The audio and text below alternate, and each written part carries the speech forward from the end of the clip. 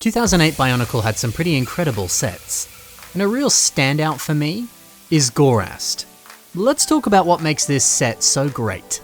Let's talk about the incredible selection of pieces, and we'll see how you can use them in your own creations.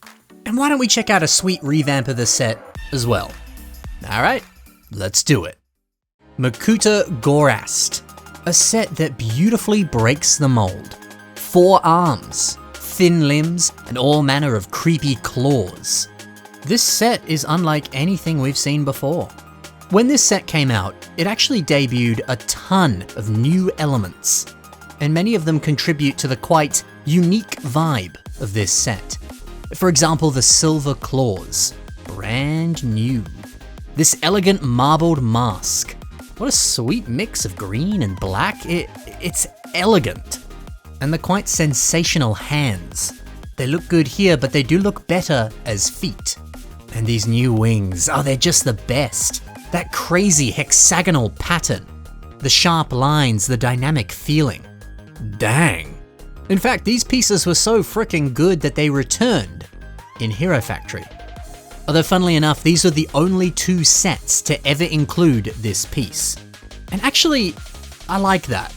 Keeping it exclusive to one set across 2 different themes. It gives this a bit of reverence. You really associate it with its respective character.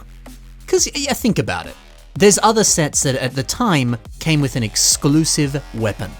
But then we got the same thing in future sets and, I don't know, it just started to feel a little boring.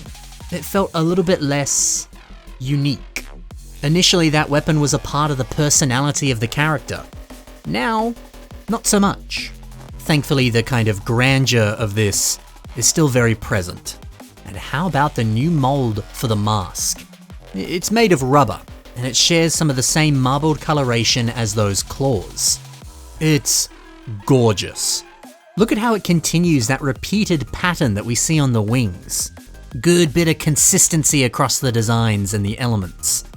Nice. And then check out the little proboscis at the bottom. Dude, the element designers did such a good job when they made this. Now, it's not a new piece, but it is wonderful to see these Matoran limbs in green. Lime green. Now be careful, this was still the age of more brittle joints, though I've not really had any problems with this set myself, but I'm sure other people have. Anyway, yeah, we see this piece again. I really like how it's been used here on the legs. In conjunction with that double-sided socket, you get a really, really cool bug-like leg. It's simple, but super effective. That's great to see. Dude, so many new pieces and some really excellent use of older elements. That right there is the sign of an excellent set, at least to me. And come on, any character that has 4 arms? That slaps. It always looks good, doesn't it? But maybe you might argue, hey, Ben, the unarmored torso, the thinner limbs, they just feel a bit empty. Would have been nice to see a bit more armor on these parts. I get that, sure. But see, I don't know if I fully agree. The thinner appearance, it just adds to the bug-like charm. I mean, look at an actual mosquito. That's how their limbs look. I think this is just a great example of doing more with less. The minimal design just works.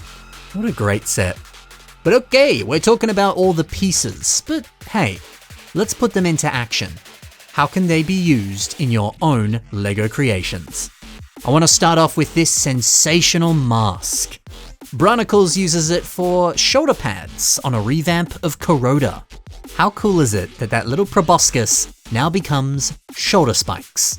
How cool is it that the lime and black marbled color pairs so well with the rest of Kuroda's aesthetic? Dude, it's like this piece was made to be put on this MOC. Let's keep going with those beautiful marbled lime and black claws. Rahiden uses it for the belly of a fish. And yeah, they kind of transition some of the colors together. It allows the lime to bleed over into the black. And at the same time, they do a great job of creating some nice shaping on the body. Cool. A little bit out there now. This pump element, it's the same one that we see on the Ninra Ghost Blaster. What about that? Bionicle uses it for a cute hair design.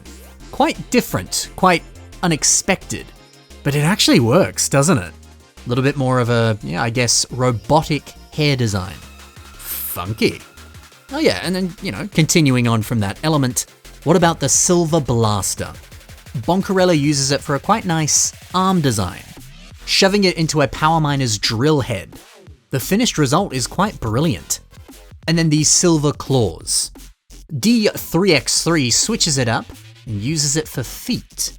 But hey, I like how these are paired with the Onawa claws in silver that we see on the hands. What a nice touch. And what a nice match as well. They pair together quite nicely. And finally, the amazing wing element. How can you use that? Do what OKSusu02 has done and turn it into a sword. Man, the shape of this, it creates something so striking. Wow. Baby, that's the pieces. I'm telling you, Gorast is chock-a-block full of good stuff. What a nice parts pack. And a good set. A set that could be improved by a sweet revamp. Let's check it out. This is Gorast, Mistress of the Acid Falls, made by Gilahu. It's funny, I was talking about how effective the unarmored limbs were on the original set, really giving you that mosquito bug-like aesthetic. Well, mate, this is a totally different aesthetic that still works just as well. Details like all the different manner of spikes, the claws on the thighs, even the lime spikes on the arms. They work wonders at pulling off that almost hairy aesthetic that you do see on mosquitoes. And yet, this is so much more armored up. It's crazy the difference between this and the set, but yet both work so well. It's a good reminder that there's always multiple ways to achieve very similar looks and feels. Maybe you're building something right now, and you're really struggling to pull off that specific look and feel that you're aiming for. Maybe it's worth trying something totally different. As we can see here, a very different approach can still work. And yo, Liwa's mask right here on the torso, the shape language of that, the line style, it pairs incredibly well with all these claws and spikes. It gives her this brilliant hardcore and hard edge look and feel. But man, look at the mask. Built with many different pieces, system, technic, whatever. All of that together makes for an amazing, different take on the original face. Now sure, this isn't a one-for-one replica. It's a bit more stylized, but I like that. And these lime claws giving her a bit of a furrowed brow. Good touch. And we got doubled up wings on the back. Yeah, that's a bit of a must. This new Titan size for Gorast, it would look a little bit silly if we just had one pair of wings. You gotta double it up. It fits the size and the scale so much better. Oi, Gilahu, you did a great job. This is a sensational revamp. That is Gorast. I hope you enjoyed today's review. And if you want to see more creations by the builders I featured today, take a look at the links below. Thank you for watching, everyone. Happy building, and bye for now.